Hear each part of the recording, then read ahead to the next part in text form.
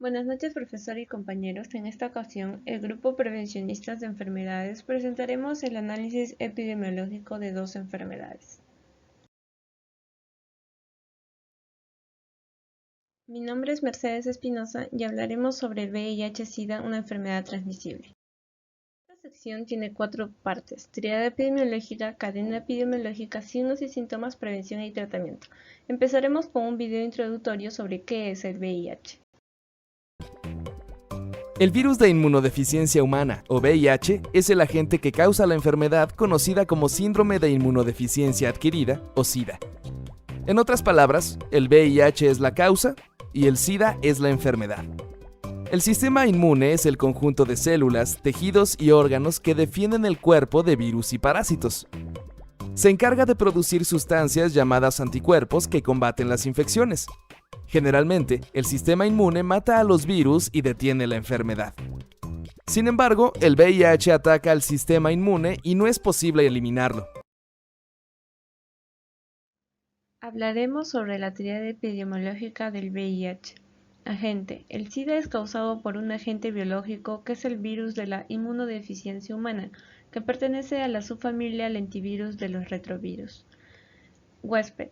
Hoy en día el SIDA puede afectar a cualquier persona si no tiene las precauciones adecuadas. El VIH puede ser transmitido mediante el contacto sexual, al compartir las agujas para inyectarse drogas de madre a hijo durante el embarazo o el parto o la lactancia materna.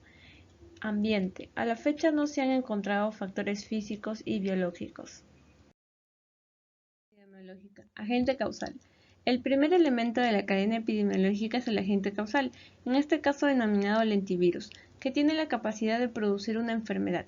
Su presencia es necesaria para dar inicio a la cadena epidemiológica. Se han identificado dos tipos de VIH, tipo 1 y tipo 2. El VIH tipo 1 es más virulento e infeccioso que el VIH tipo 2 y es el causante de la mayoría de infecciones por VIH en el mundo. Reservorio. El reservorio del virus del VIH es el ser humano. Una vez ingresado al organismo, el virus vive, se reproduce y se prolifera en un grupo de células inmunitarias en el cuerpo, usando su mecanismo para multiplicarse. El virus del VIH inserta su plan genético dentro del ADN de una célula del sistema inmunitaria como un linfocito CD4. La célula infectada empieza a producir proteínas del VIH que actúan como elementos constitutivos para el VIH nuevo. Puertas de salida. La puerta de salida es el lugar por donde abandona el agente causal del cuerpo infectado para continuar su ciclo de vida, y esto se da a través de las siguientes vías: vía sexual, vía sanguínea, vía vertical madre-hijo y la leche materna. Transmisión. El VIH solo se puede transmitir a través del contacto entre fluidos corporales que poseen una alta concentración viral. El virus no se transmite a través del aire o el agua, mediante la saliva, el sudor, las lágrimas o los besos con la boca cerrada, por los insectos o por las mascotas, o al compartir el inodoro, los alimentos o las bebidas. Puerta de entrada. Son las mismas que consideramos puertas de salida. Es por donde el microorganismo entra en una persona sana para producir infección, volviendo al hospedero en seropositivo. El microorganismo ingresa por medio de la sangre, semen, líquido preseminal, secreciones vaginales y secreciones rectales y la leche materna. Huésped. Es la persona que tiene el riesgo de adquirir el virus dependiendo de la ausencia de medidas preventivas, como es el no uso del preservativo. Individuos con bajas defensas, aquellos que tienen múltiples parejas, los adictos a las drogas inyectables y los trabajadores sexuales. La mejor forma de prevención es mediante la aplicación de buenas prácticas referentes al sexo y el manejo con la sangre. Se recomienda la fidelidad con la pareja y no buscar sexo ocasional, el uso de preservativos y el uso de jeringas descartables. Mi nombre es Giselle Díaz y les hablaré acerca de los signos y síntomas de la infección del VIH, las cuales van a diferir según la etapa en la que se trate.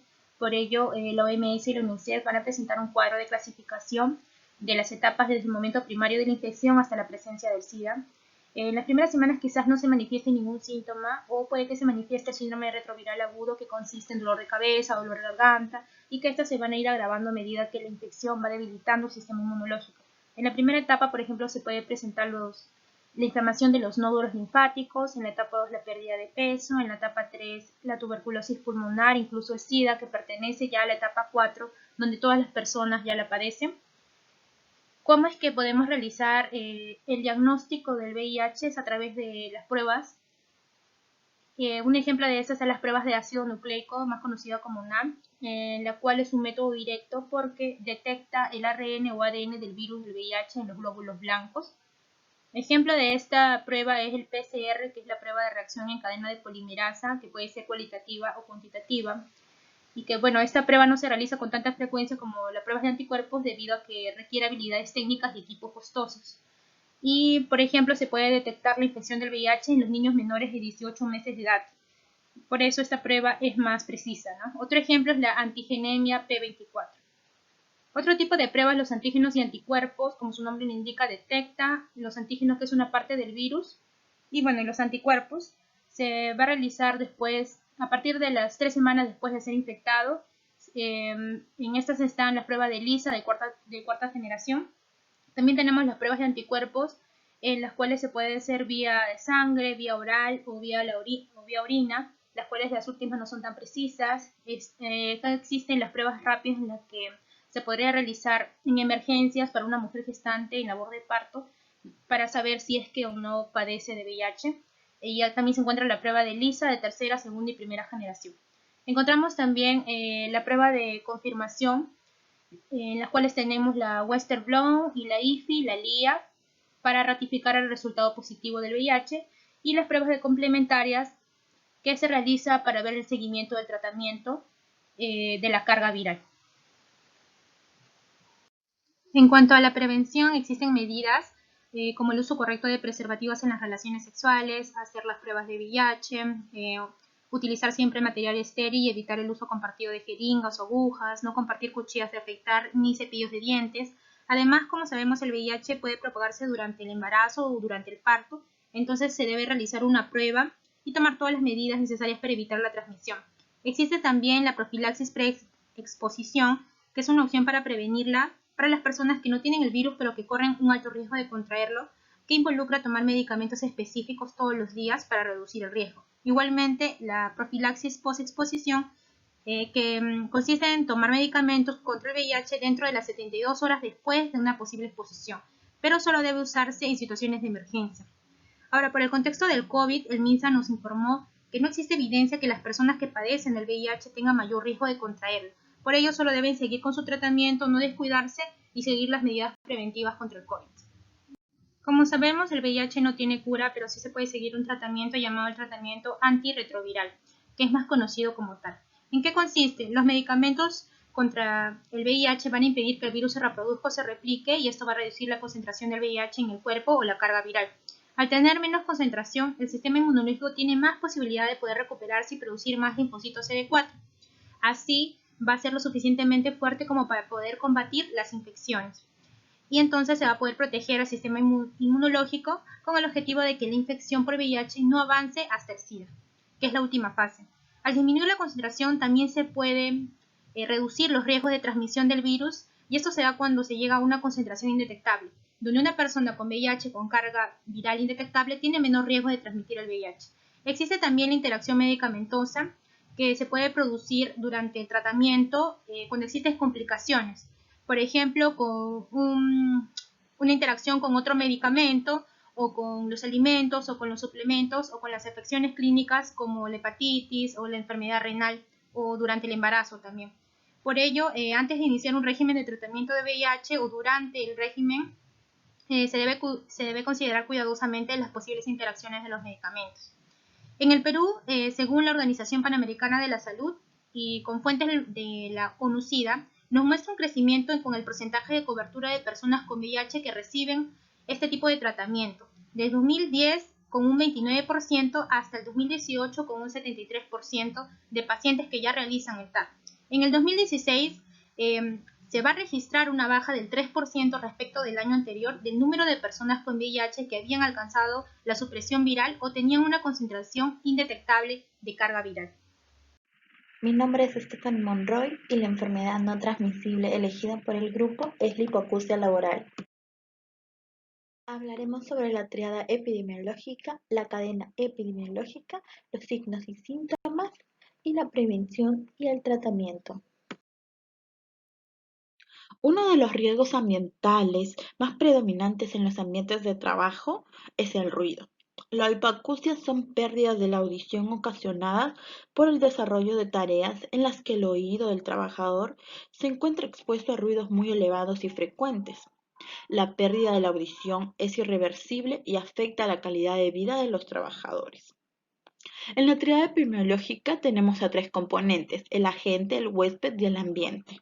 El agente es el agente físico ruido y los factores son la intensidad, la frecuencia y el tiempo de exposición.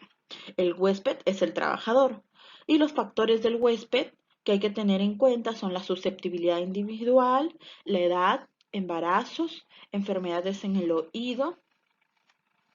Es por eso que siempre hay que tener en cuenta, se debe manejar un nivel de acción en la cantidad del ruido a las cuales se van a encontrar expuestos los trabajadores. El tercer componente, el ambiente, es el lugar donde los trabajadores van a desarrollar sus funciones y a los cuales se van a encontrar expuestos al ruido. Cuando ocurre la ruptura del equilibrio entre los tres componentes de la triada epidemiológica, dará paso a que el huésped desarrolle un problema en su salud, como en este caso la hipoacusia laboral. Agente causal, el primer elemento de la cadena epidemiológica, y en este caso es el ruido. El reservorio son las máquinas, herramientas, vehículos, etc.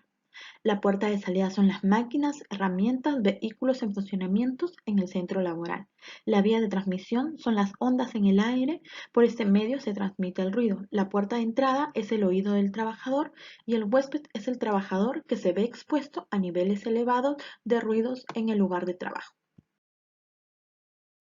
Mi nombre es Miriam Janet Quispe Manosalva y voy a seguir con la presentación. Signos y síntomas. Bueno, el principal diagnóstico de la hipoacusia por exposición al ruido es el cambio del umbral auditivo objetivable por la audiometría, que es la manera en cómo se diagnostica. Esto diagnosticando la disminución de la capacidad auditiva. Esto se da mediante 4 fases. La primera fase, que se presenta mediante una pérdida lacunar de la audición, exclusivamente en los tonos agudos de 4000 Hz. Esto es una pequeña lesión en el oído. En la segunda fase, la sordera está bien establecida, se le conoce como escotoma. En la tercera fase, el déficit auditivo que padece el trabajador es una sordera profunda.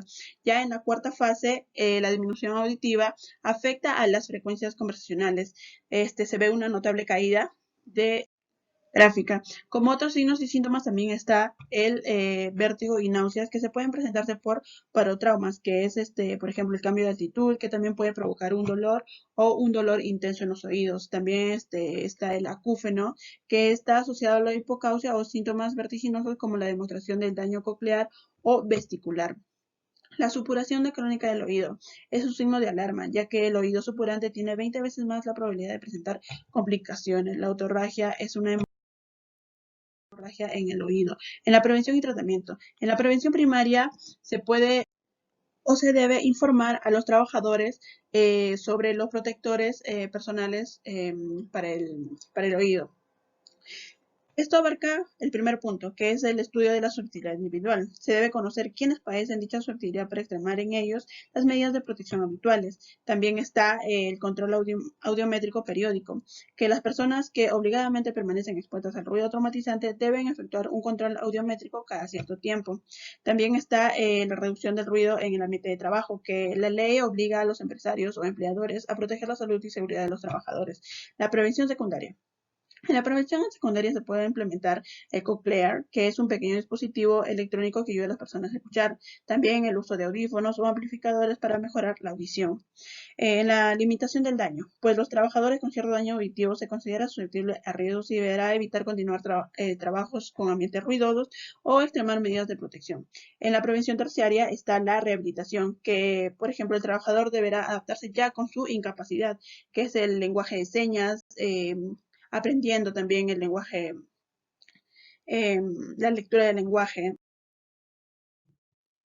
En las recomendaciones, usted se debe realizar una audiometría cada cierto tiempo, ya sea de preferible anual, no se debe usar de los audífonos, se debe aprender a hablar por teléfono y no utilizando, como ya mencioné, los audífonos. Se debe utilizar los protectores auditivos en zonas donde haya considerable ruido o nivel de ruido. Evite la exposición a ruidos fuertes y, lo más importante, no debe introducirse ningún objeto en el oído. Tener una buena salud auditiva es un pilar fundamental tanto para la vida cotidiana como para el trabajo diario. Uno de los principales retos de las empresas y de los trabajadores es prevenir y minimizar cualquier posible impacto a la salud del trabajador. Entonces nos vemos en la necesidad de que se realice una adecuada evaluación de los riesgos de las tareas que realiza cada trabajador. Y es de suma importancia ya que con esta evaluación se determinarán las medidas de protección a implementar, tanto individuales como colectivas.